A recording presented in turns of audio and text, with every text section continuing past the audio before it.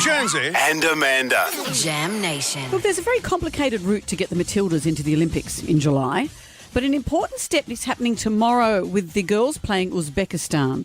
To explain more, let's get former Matildas player and now commentator of that very game, Amy Chapman, on. Hi, Amy.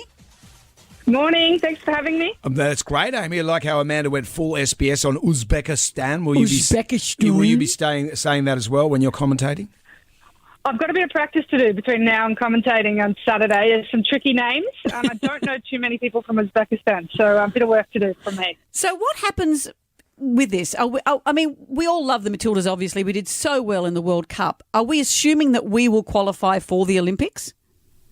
I'd be very, very confident. But it's not to say it's traditionally been a very tricky path for Matildas. There was a 12-year hiatus there from the Olympics for the Matildas from, I think, 2004 till 2016. So, really tricky time for the Matildas to qualify. We had to go through Japan or North Korea, South Korea.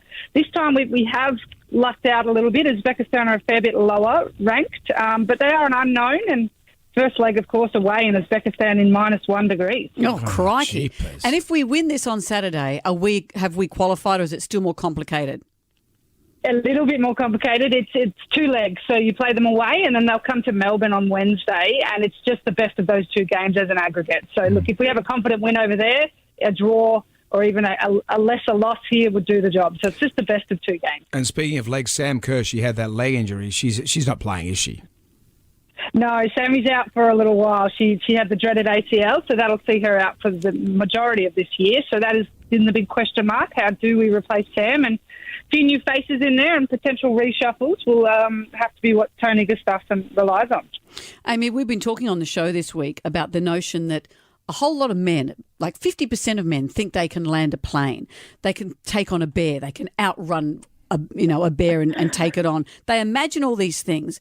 I reckon there's a whole lot of men who reckon that they could probably take on women in women's sport. I could do that. Do you find that guys go, I could beat the Matildas?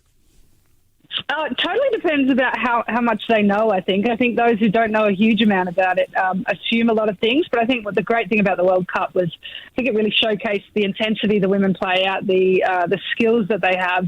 We genuinely have a world-class squad, and these girls have been playing, this same squad for 15-odd years now. So it's great that people are starting to stop and realise how great they are. But we spend a lot of time training with men or playing with men or sort of older boys.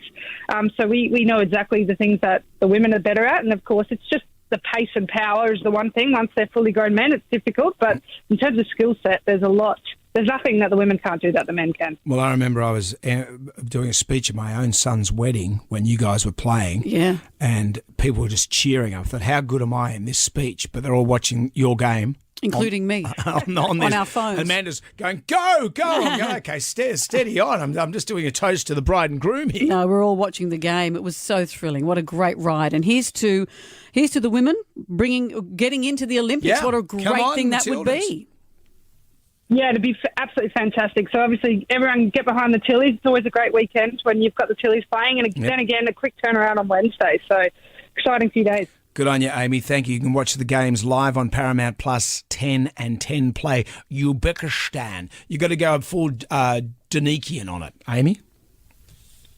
Yes, I'm going to have a good go at it. I'll do my very best. I'm no Lucy Zelich, though. She nails that. But I think I'm just going to own what I can and can't do. Well done. We look forward to seeing you, Amy. Thank you. Thank you.